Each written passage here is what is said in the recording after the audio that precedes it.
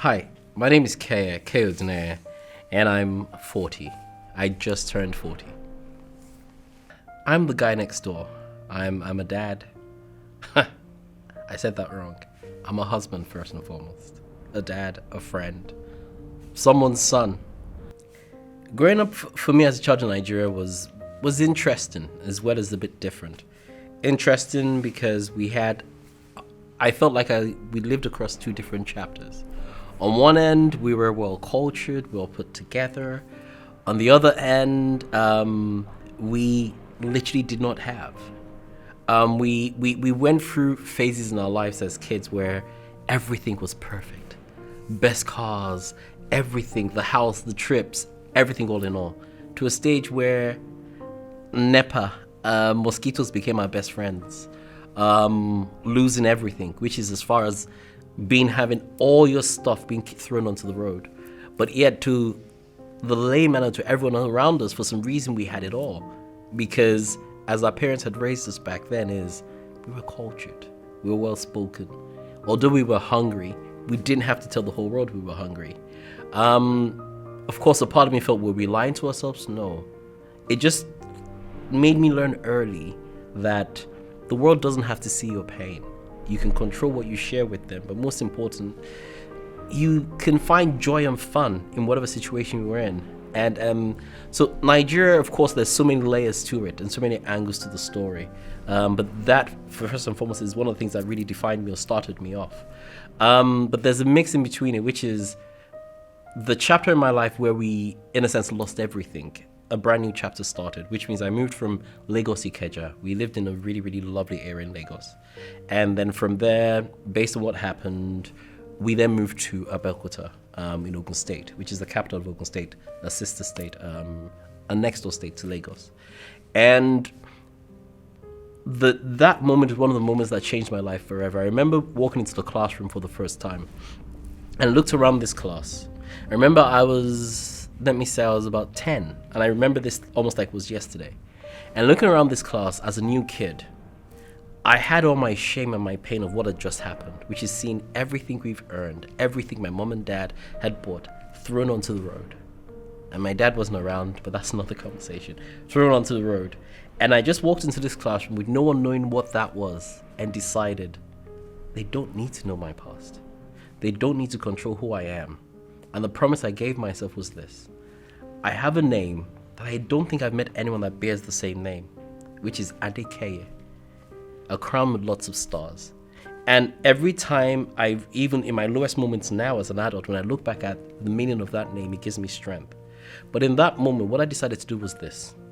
I looked around the class and saw the smart kids, the rich kids, the sporty kids, the pretty kids. And I looked at all of them and I felt, you know what? I couldn't lead any of those groups. I might just try fit in, but not lead any of them. And what that then told me in that moment was this. Rather than try fit in, you define yourself. And the promise I made to myself was, I'm gonna be the most famous. Of course, I was younger, so fame much more was what it pushed it. The most famous and best presented Keye that I ever would know. As far as I'm doing, I think I won't say famous being it. My maturity has changed, which is I want to be a man out there that I said at least my time on earth has been useful. And for me, looking as a kid, it's literally been the same journey. But 30 years on, the story is I want to be one of the best men my daughters can look at and say, you know what, this is a foundation of what men should be. I want better. Of course, that chapter of my life was very much in Nigeria compared to being here. I came to the UK in my late teens. In my early teens, I'm very sure things I mentioned might sound familiar to people from my generation, not so much to the younger generation now. I was slow. So the echo to me was Olodo. I couldn't read. But you could give me a word and I can paint the best pictures you could ever see just with my words. I knew how to connect with people. I was the person everyone could always listen to, even way older than me. Back then I didn't have a clue of what it was. But I wasn't as smart as everyone around me. I didn't have, as back then, the pretty boy looks my peers had. because for some reason I tend to attract the more beautiful and the more attractive guys. So the annoying thing is, if all your friends are pretty boys, you're like that sticky thing in the middle of them. So as a young adult, I didn't understand what it was like to be an individual. So for a lot of my childhood was very much a sense of just go with the flow. That's where the party is, go with it. Party me in. That's how everyone is doing it. My 30s, there was too many moments to pick from. But I would focus on one very, very, very big one. Was the moment I saw the most beautiful woman I've ever met. To some people, it would sound cheesy.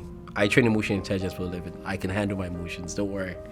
And the reason why I say that is I found out in my early 20s a struggle I had in my teens, which was this. I had a charm I couldn't define, but for some reason, it attracted a lot of people. And as I went through my 20s, one of my biggest struggles was actually settling down, actually having a serious girlfriend. Where a lot of my friends would say they were trying to find a girl, I was in a position where I was trying to say, I'm trying to keep away from. And one of the reasons why I mentioned the moment I met my girlfriend, fiance, and then wife is because it was one of the first periods in my life that I felt I had to grow up. Not when we say grow up, we tend to think of maturity and we get very serious about it. But grow up, which is some stages in our lives. Maturity are the decisions we make. Accepting that, you know what? In this moment and seeing this amazing woman is a start from my commitment, my discipline, my accountability, my ownership of this whole new bubble that I've only heard stories about it, but yet I'm about to define, which is called a serious relationship, which is called marriage, which is called being someone's father, being someone's partner. So in my 30s, it was very much when I met my wife. Because I've said this in different circles and different conversations that nothing new really happens under the sun. And I stick by it, I very much believe it.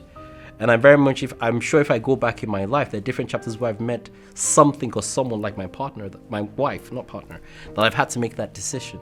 But the difference with this was I was not just making a decision for me. I was making a decision for two people that then starts its whole new colony, its whole new bubble that could then have an impact on people around me. And as a 30-year-old, because of the kind of friends who were a lot older, my average age of friends older than me were about 10, 15 years older than me. So I'd almost got a hint of that level. But yet at the same time, taking that step myself, for me was the most challenging. I can talk of jobs, I can talk of spirituality. All of them are lessons that you can learn, that you can tap off. But actually with meeting my better half, my queen bee, it's very much that moment, that decision still stays at the back of my mind of a standout moment for me in my 30s. Turning 30 was very confusing for me compared to turning 40 and compared to when I turned 20. Reason why was in my 20s I had a whole I want to change the world. I didn't need anyone's help, and I was in some of my friends call it the paths of the people stage, which is I wanted to empower people that looked like me. But the painful thing I didn't understand back then was you needed to be able to give. You can't give on empty. It doesn't work that way. So turning 30 was me stopping and go, okay, what have I done with my life? I've been trying to do projects, change youths, change people's lives, but what do I have to show for it? And honestly, experience, passion, and lives I've changed. But looking in the mirror, I was on zero. I had nothing to show for it. I was the charity guy who was also a charity case. So when I hit 30, the decisions I had to make was this. One, I need to still give back, but I need to build this. People are attracted much more, not just attracted to what they can get from, or what they can connect with. And turning 30 for me was making a mature choice of, you've given back, now it's time to build. And 30 for me was building. I built my family in the stage. I launched a few businesses that failed and some that I'm still working on. I built some great friendships. I let go of some amazing friendships, but they were amazing for that time. And I started to understand what it's like being comfortable with my skin. One, as my race, but two, as a person, an individual. So turning 30 was interesting, but it was a decision-making period in my life, which is I've not done what all my mates were doing. My mates were making some good money. I was trying to change the world. And I think in the last 10 years, from 30 to 40, as 40 is very recent, emphasizing recent, ignore me. I believe in those 10 years, I've built something comfortable enough to be able to now say, legacy project now starts. 40 became the year of legacy. 30 was building for me. Interesting. It's still an ongoing journey because it's almost like the story of Joseph, if you don't mind me saying. As much as Joseph was given his dream, for people who are not of faith who don't understand this, it's a story in the Bible, as I'm very much driven by my faith. As much as people see Joseph as the dreamer, one of the things with Joseph's journey is that his dream only became a reality when he met his brothers and his father. Not when not when he was in prison, not when he became second in command. That was still the journey. The dream only became a reality at the end, which is when his mother, father, and siblings bowed before him. And in me discovering my purpose, one of the things I've noticed is that sometimes the mistake we make is because we see what it is, we try to define it right there and then. So it's my brother's bowing before me. Mentality is almost like everybody bow before me. My dreams become a reality. No. But it's the process in defining it. The process in understanding that while I'm living, trying to achieve my dream, whatever God has put within me, I have to sell to some people. Meaning I need to constantly sell to my wife. Knowing that it might not always be easy, but letting her know that we're on a journey somewhere. And it doesn't mean because I've told her about it 3 months ago, I need to understand she accepts it. I have to sell it to my kids, my friends, my network. Because sometimes I might not be able to attend all the parties. I might not be able to do all the flashy things. But it doesn't mean I don't have or I don't want to. But it's about a bigger picture. And the moment I understood that the dream that is my dream, my goal, is still a project I still need to sell to people around me. Because you can't, and I can't, do it all alone. And as long as I've kept that in mind, the doors that have opened for me and I keep opening for me have been surreal. Going to my 40s, 2020, and I'll explain a lot better later, started on one of the best places ever. I started 2020 with one of my biggest projects I've done in my life. The type of project that would take me from the guy next door to the mansion on that island. That big a project. And this was all perfect with my mood board, my vision board. Before I'm 30, I'll get this, get those houses, get this. Perfect. It couldn't be more perfect. And then COVID happened. And for a lot of people, I heard all the different things people said, but it was for the first time in my life, I felt lost. Normally you'd have something to work towards. I had done all that for the last 3-4 years, and I was just about to hit 40. The significance, the manliness of what have I done, that self-searching moment. And I had the perfect answer to all my fears. This project was in place, the people I'm connecting with on a whole new level, and then COVID happened. And I entered 40 lost, confused. I won't say depressed because I don't know what depression is, but confused because I had built up to something. I have got things in place. I've started to live on that level. I've done, like a lot of people say, all the right things. But something happened, not just to me, to the world around us. And it took me a while to accept it. But the moment I did, it's made me review things. And I am not close to where I started in the beginning of the year, as in 2020. which is the year I turned 40, but in a better perspective, looking at life from a bigger scope rather from my narrow vision. So turning 40, yes, was scary, but the great thing is because of the people I had around me, most importantly my wife, and then my kids, who give me that reason to stay up and stay alive, I felt motivated and geared to want to do better. So due to COVID, which is what happened to all of us worldwide, it knocked me for 6, to be honest. But before I hit 40, and now that I'm in the early stages of that number itself, I feel more relaxed. What 3 things would I have told my 30-year-old self? It's about to get interesting. Be more open-minded. To win a battle, you need to learn the art of patience. And understand that you're something special. You're bigger than you can ever imagine. But don't tame yourself to fit in.